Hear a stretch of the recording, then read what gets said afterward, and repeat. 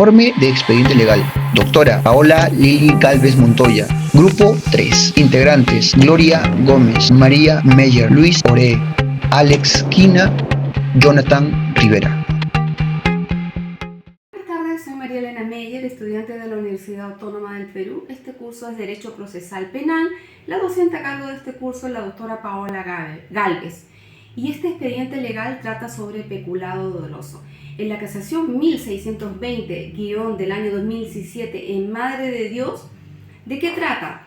Trata de que si un funcionario público es acusado de peculado doloso por apropiación ilícita, conforme al artículo 387 del Código Penal, que sanciona a quien se apropie de bienes del Estado bajo su custodia, ¿qué dice la Corte Suprema? Precisa que solo existe delito cuando se demuestra la intención dolosa de apropiarse y no ante simples errores administrativos. Además, reafirmó los principios del debido proceso y la presunción de inocencia, establecidas en el artículo del título preliminar del Código Procesal Penal, reforzando la correcta aplicación de la ley frente a casos de corrupción contemplado en el artículo 387 del Código Penal peruano, artículo 387, que regula este delito. Y ahora voy a dar una recomendación sobre el mismo tema peculado doloso. Para el Ministerio Público, fortalecer la preparación de la teoría del caso en delito de peculado doloso, incorporando pruebas más claras y pericias técnicas que permitan acreditar con mayor certeza el perjuicio económico del Estado, para poder haber una investigación más justa y correcta en este caso peculado doloso. Ahora voy a dar una conclusión sobre el mismo expediente. El expediente demuestra que la Fiscalía tuvo un papel o rol clave al sustentar la acusación con informes contables y la obligación de custodia del funcionario. Se concluye que en casos de peculado la eficacia fiscal depende mucho no solo de las pruebas documentadas, sino de una adecuada valoración y argumentación, lo que revela la necesidad de la Fiscalía más rigurosa y especializada frente a los casos de corrupción. Gracias, ahora doy pase a mi compañera Gloria. Buenos días, doctora Paola Lili Gálvez Montoya y compañeros. Soy la alumna Gloria Jacqueline Gómez Quispe y en este trabajo del informe me ha tocado abordar la etapa postulatoria o equivalente. En este caso, la etapa postulatoria fue decisiva porque permitió que cada parte expusiera las partes fundamentales de su posición. Este momento procesal es clave en todo juicio penal, pues fija los puntos de debate y orienta el análisis. Argumento de la parte demandante. La Fiscalía sostuvo que el acusado, como funcionario público, se apropió de recursos estatales bajo su custodia, configurando el delito de peculado doloso por apropiación, basado en el artículo 387 del Código Penal, y además argumentó que esta conducta causó un daño económico al Estado, demostrado mediante el informe y peritajes contables. Argumento de la parte demandada. Aquí la defensa negó la existencia del dolo, señalando que los hechos se debieron a fallas administrativas y no a intenciones del acusado. También cuestionó la falta de pruebas concluyentes, alegando que no se acreditó un perjuicio real ni beneficio personal, invocando la presunción de inocencia y el derecho de defensa. Aquí vemos las comparaciones de ambas posturas, donde se muestra el verdadero valor de la etapa postulatorio, el enfrentamiento en teoría del caso. La Fiscalía presentó una posición más consistente al vincular los hechos con la norma penal, mientras que la defensa concluyó el papel de recordar la diferencia entre errores administrativos y delitos penales. Conclusión. Sobre la labor de los jueces en segunda instancia, aquí el tribunal confirmó resaltando la importante función de los jueces, quienes deben mantener un equilibrio entre la aplicación de la ley y la protección de los derechos fundamentales.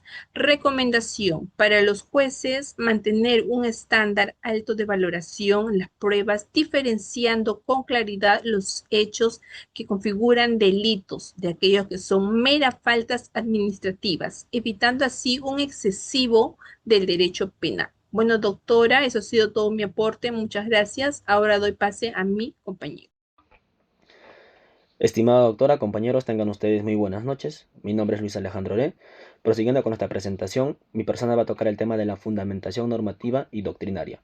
Bueno, en esta parte de la casación 1620-2017 Madre de Dios, en este caso se analiza el delito de peculado doloso por apropiación, que es uno de los delitos más graves dentro de la administración pública, ¿no? Este tipo de casos no solo aplican el Código Penal, sino que también nos hace pensar en los principios constitucionales que garantizan un juicio justo.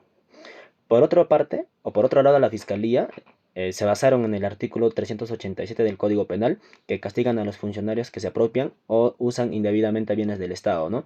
También aplicaron el artículo 349 del Código Procesal Penal, que permite acusar cuando hay suficientes pruebas, según ellos los documentos contables demostraban la apropiación, ¿no? Por otro sentido, en el tema de la defensa invocó el artículo número 2 del Código Procesal Penal sobre la presunción de inocencia y el artículo 139, inciso 3, de la Constitución, que garantiza el derecho de la defensa, ¿no? En este caso dijeron que no había pruebas claras, del dolo ni del perjuicio económico. Bueno, en resumen, en este caso nos muestra la importancia de aplicar la ley con equilibrio, castigar las conductas que dañan al Estado, pero sin dejar de respetar los derechos del acusado, ¿no? Bueno, pasando al tema de las conclusiones, pues quería abordar sobre el aprendizaje personal y académico, ¿no?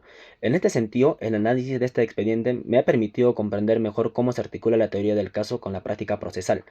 Se incluye que el estudio de casos concretos no solo fortalece la formación académica, sino que también desarrolla habilidades críticas y reflexivas necesarias para la vida profesional. Esta experiencia refuerza la idea de la justicia penal, que debe buscar siempre un equilibrio entre sancionar conductas que afectan al Estado y garantizar el respeto de los derechos de los procesados. Muy buenas noches, doctora Lili Galvez Montoya. Muy buenas noches, compañeros.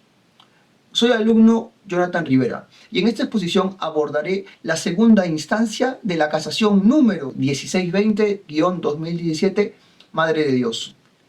En esta etapa, la sala revisó de manera exhaustiva los argumentos de la defensa y de la fiscalía, con el propósito de verificar si la sentencia de la primera instancia había sido emitida conforme a derecho.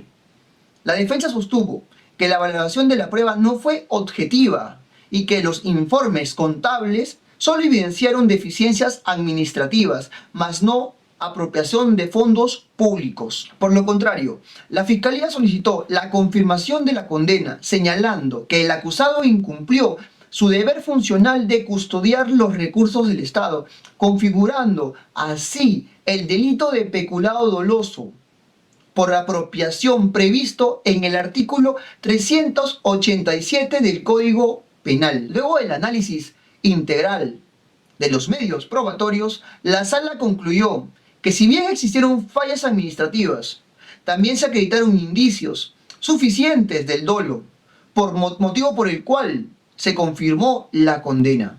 Este fallo resulta relevante porque reafirma un criterio esencial: no toda irregularidad administrativa constituye delito, pero cuando se acreditan intención de apropiación, sí corresponde a responsabilidad penal.